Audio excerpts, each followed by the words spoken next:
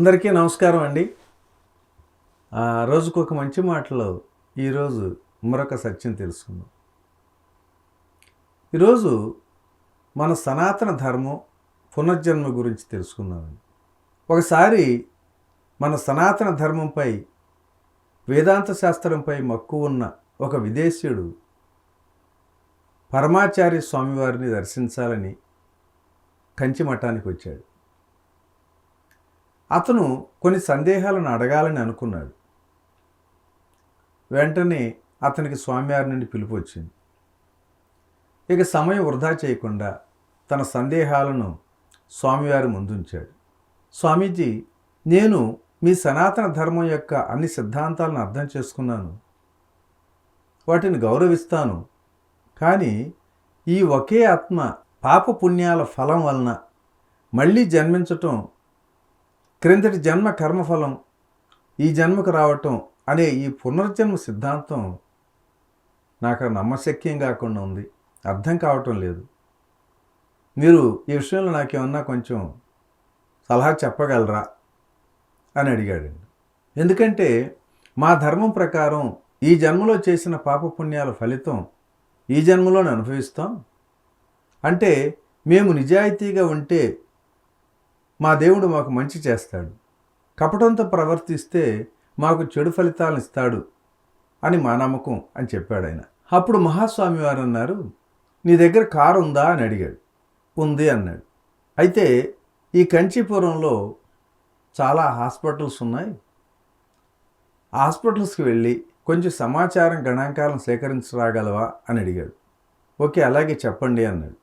కానీ తన ప్రశ్నకు ఎందుకు వెంటనే సమాధానం చెప్పకుండా ఇలా చేయమంటున్నాడేమిటా అని అనుకున్నాడు. సరే స్వామీజీ, ఏం చేయమంటారో సెలవు ఇవ్వండి అని అడిగాడు. అందుకు మహాస్వామి వారు, ఈ కంచీపురంలో ఒక 10 ప్రసూతి వైద్యశాలలు ఉన్నాయి, నువ్వు అక్కడికి వెళ్ళు.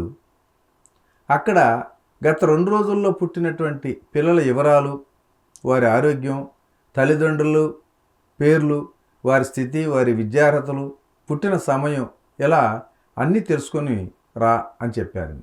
ఆ విదేశీయుడు సరేనండి, ఇదేం పెద్ద పని కాదులే అని తన కారులో వెళ్ళిపోయి సాయంత్రానికి వారు అడిగినటువంటి వివరాలన్నిటినీ సేకరించి మహాస్వామి వారి ముందుకు వచ్చాడు.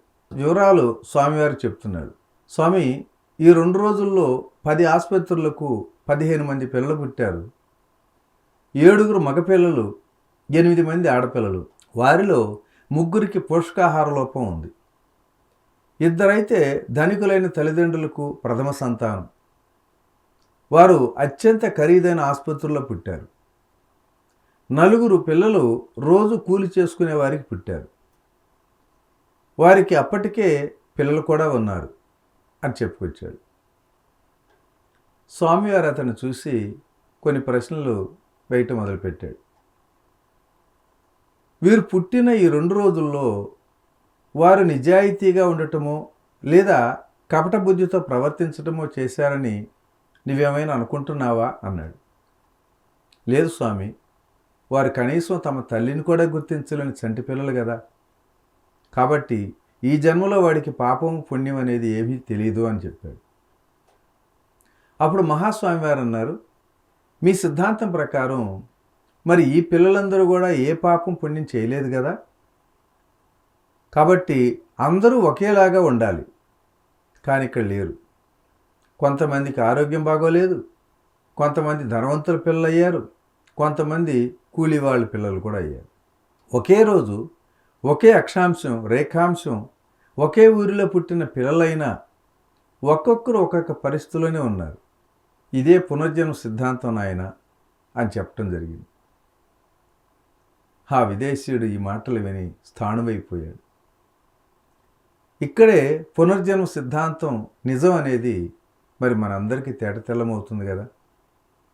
ఈ పిల్లలందరూ వారి వారి పూర్వజన్మ పాపపుణ్యాల ఫలితంగానే ఈ జన్మలో ఇలాగని పుట్టారు.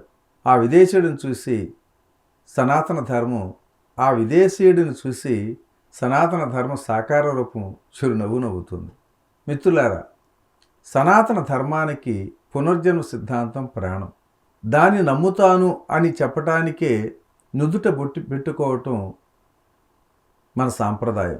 పునరపి జననం, పునరపి మరణం, పునరపి జనని జఠరే శయనం అని రమణ మహర్షి నొక్కి వక్కాణించారు కూడా.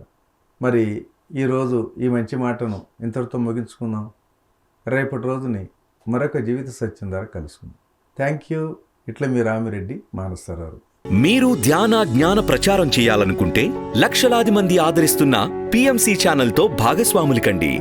The PMC trust. Google pay, phone pay number 8977009932.